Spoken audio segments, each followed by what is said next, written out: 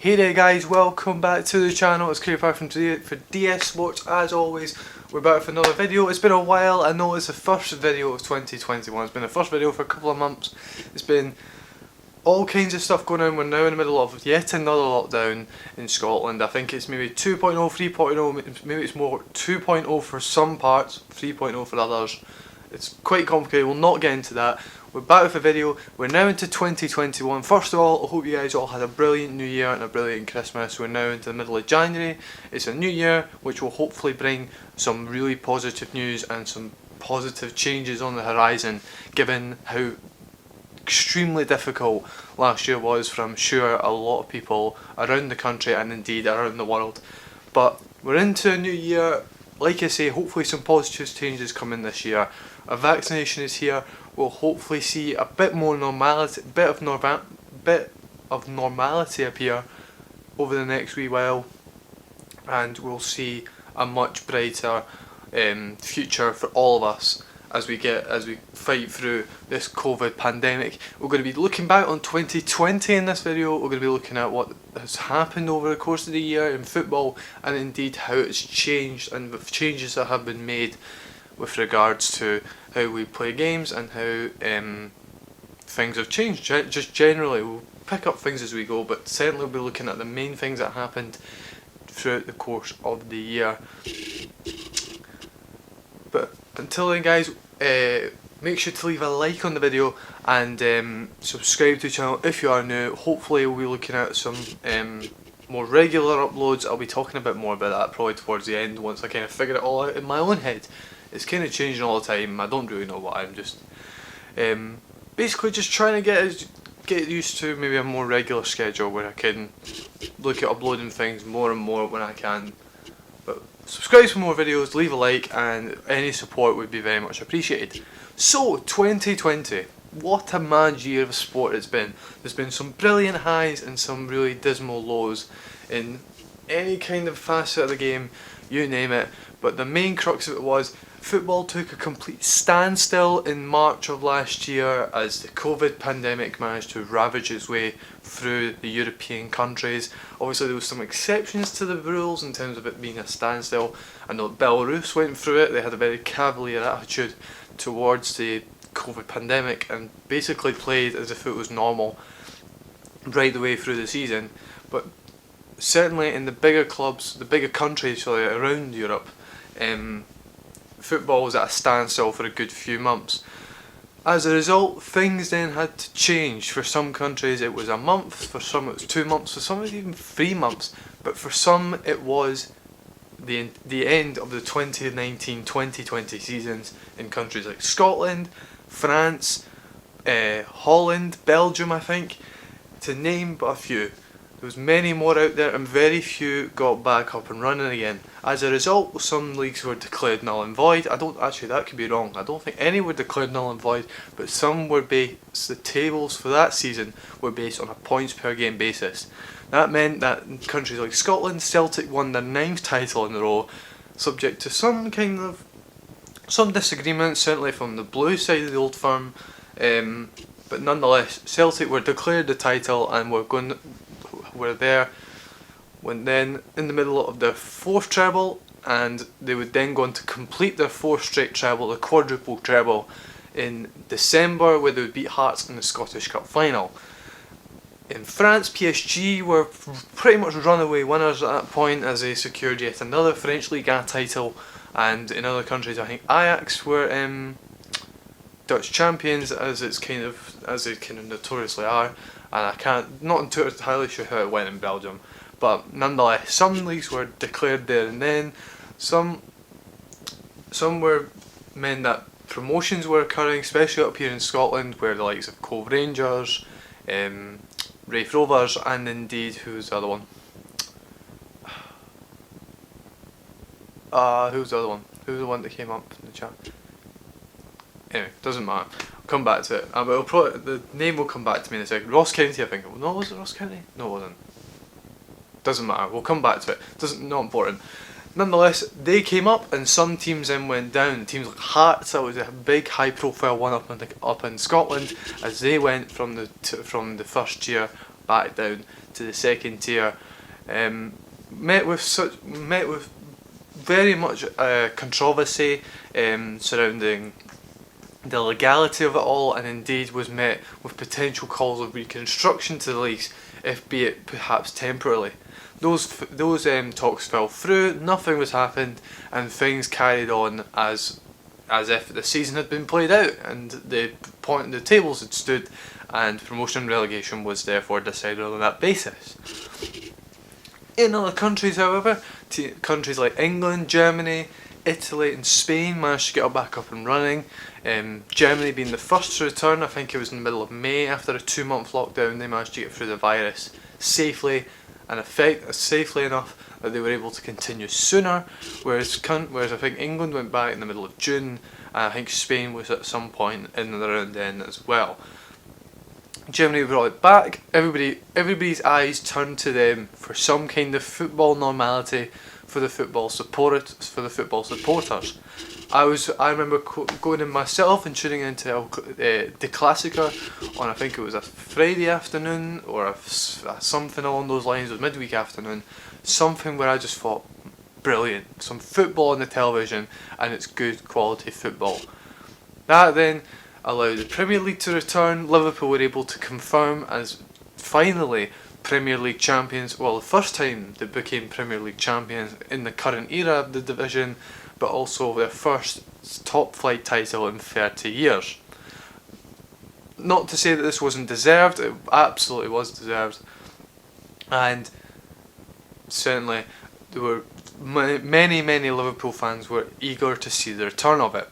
As a result, we've now seen a more competitive Premier League. Well, actually, I don't see there's no result of anything here. A more competitive league has currently been installed this year, and it's certainly seen a much closer title race.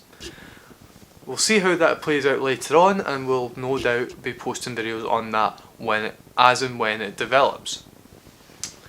Germany, which then saw Bayern Munich turn it around, under Hansi Flick, they would go on to win the Bundesliga title, seeing off Dortmund and Leipzig in the latter stages of the season after the restart. No doubt the Klassiker that I mentioned earlier helped that, as they won 1-0 in the Westfalenstadion thanks to Joshua Kimmich's chip. Later on that season, as UEFA's top 5 leagues and other leagues around Europe began to resume seasons and indeed finish the seasons for 2019-2020, UEFA were in talks about how to finish its European competitions, its major competitions. So with the Champions League and Europa League, they were thinking, well, how on earth do we do this safely? What they ended up with was the neutral venues of the knockout stages. This was seen as revolutionary and was no doubt a big hit amongst supporters, as teams would meet in the same country and basically play it out behind closed doors in neutral stadiums. To begin with, however, some ties were finished for the last 16s, but some of them needed to finish their second legs. This would be done in the normal format in their own stadiums, as they would be played accordingly behind closed doors, unfortunately. Before that preceded them travelling to the neutral countries. The Champions League, it was in Portugal, in the city of Lisbon, and in the Europa League's case, it would be in Germany, where I think it was in Gelsenkirchen and Cologne. Although, correct me if I'm wrong. All I know is that the Cologne hosted the final for the Europa League, in which Sevilla ran out winners in a 3-2 win over Inter Milan. That would be the 6th title and the 4th in a very short period of time, just spanning over a decade.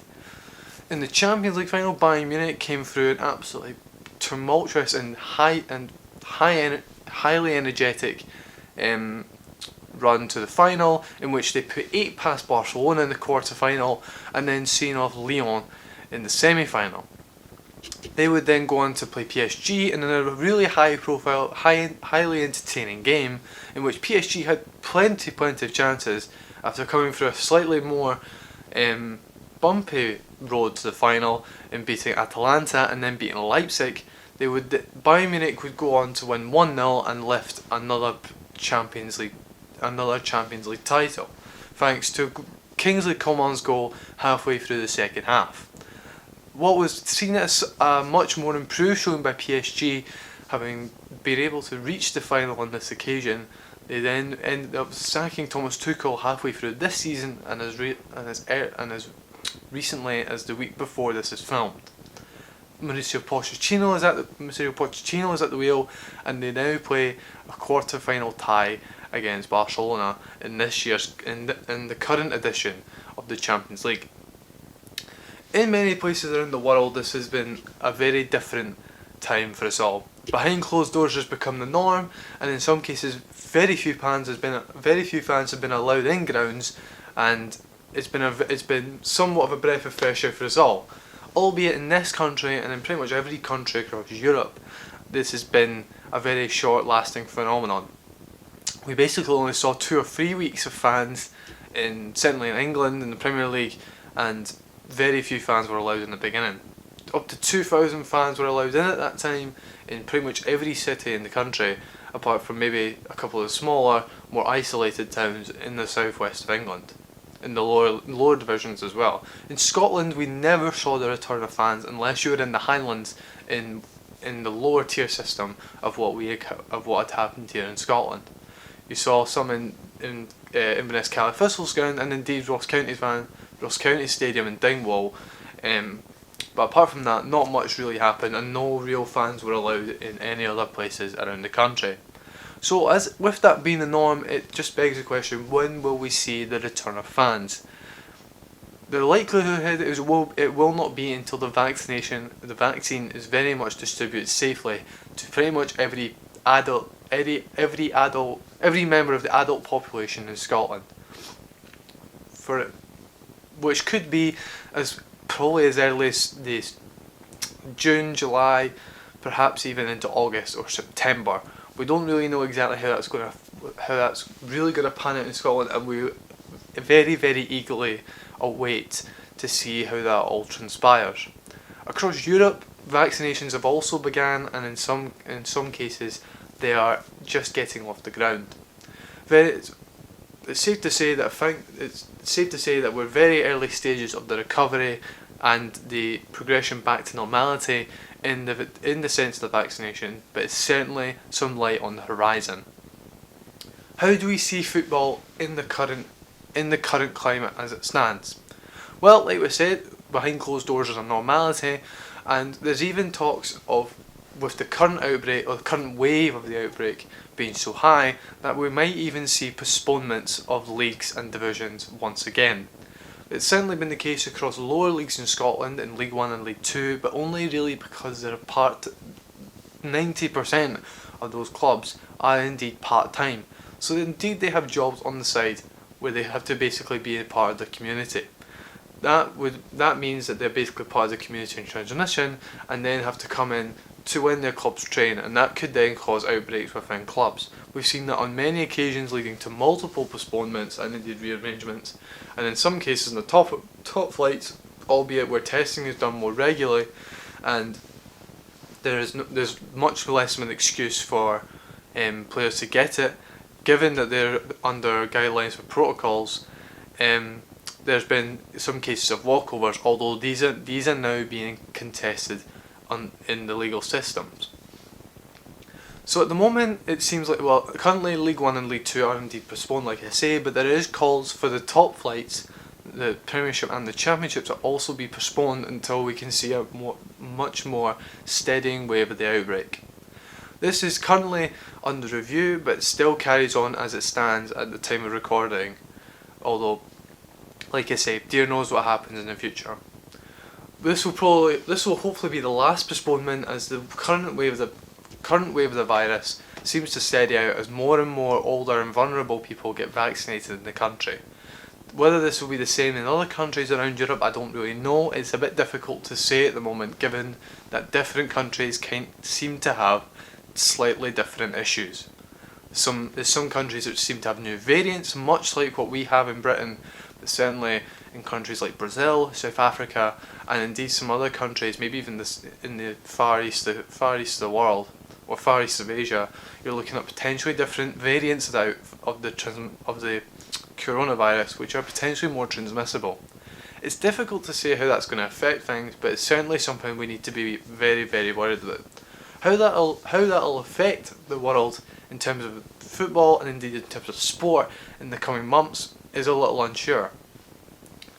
To finish off with something, I know I've kind of rambled on about different health specifics in the country, but in terms of other major events of last year, Euro 2020 was postponed pretty much inevitably, given that it's got a multi-venue, multi-country set up, and it will be now played in June of 2021, which has now seen Scotland, my home country, finally qualify for a major tournament for the first time in what will now be 23 years since World Cup '98.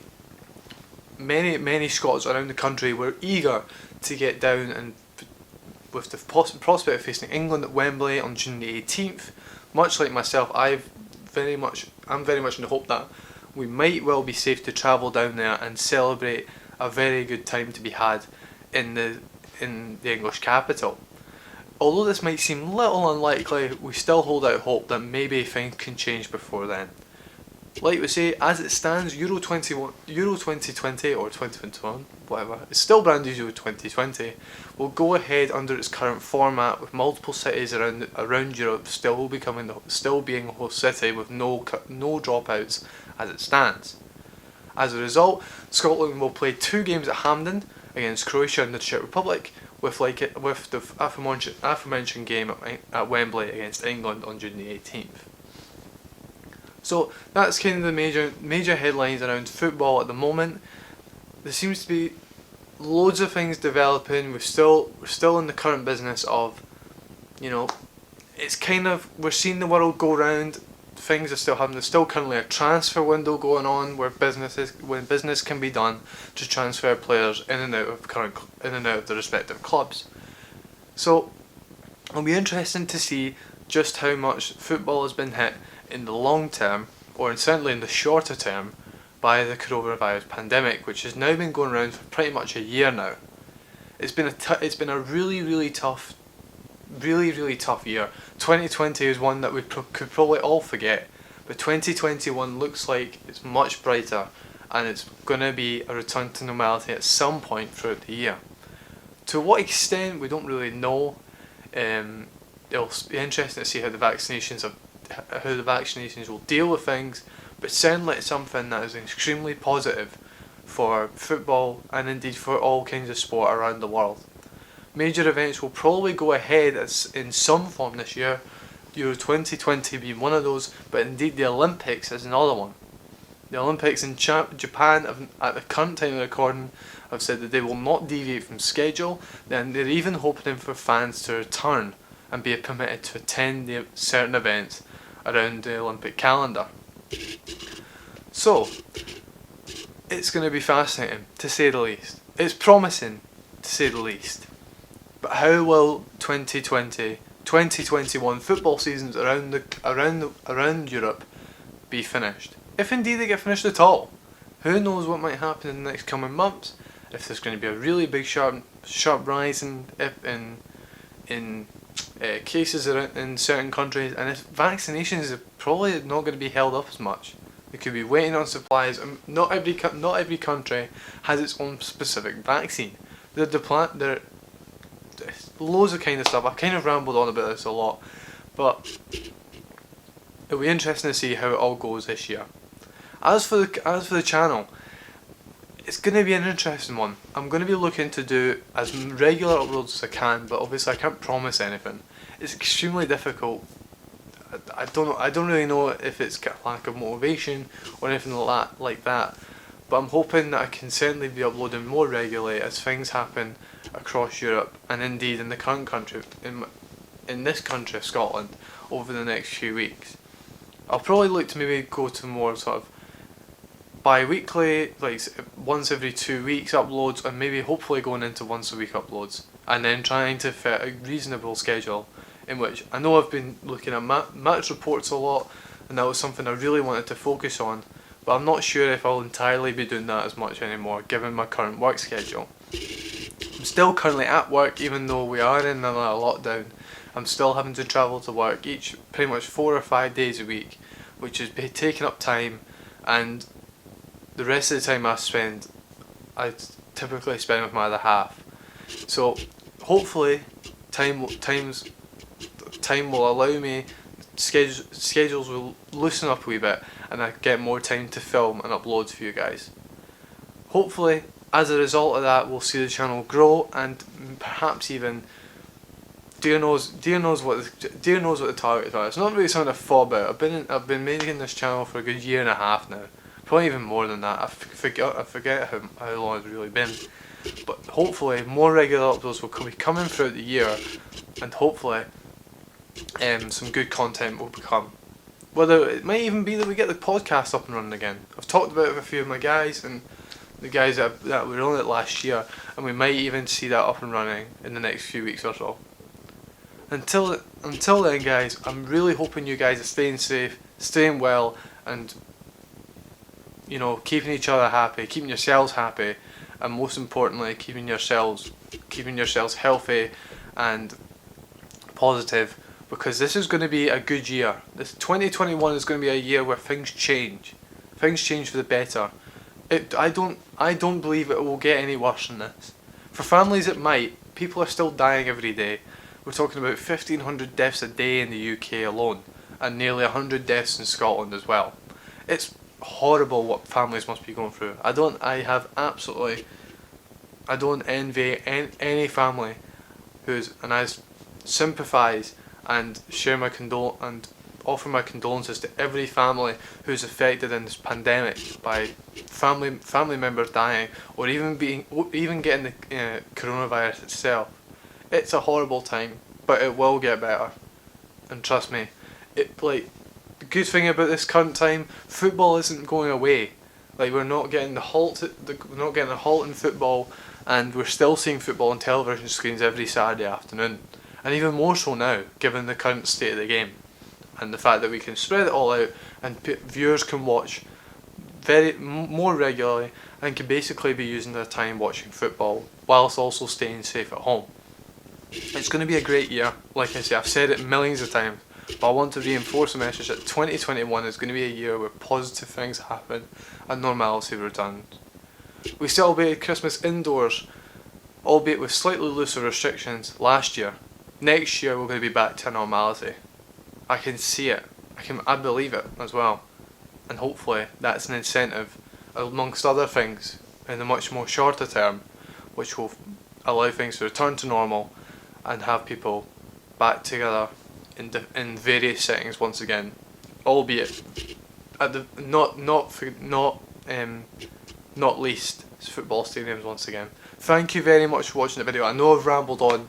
I didn't really script that at all. I just kind of thought, well, let's go through what's happened, and I've just kind of rambled on, talked about other things, and yeah, I probably haven't talked about it too much in this video in terms of football and all this kind of stuff, but nonetheless, guys, thank you very much for watching. Subscribe if you're new.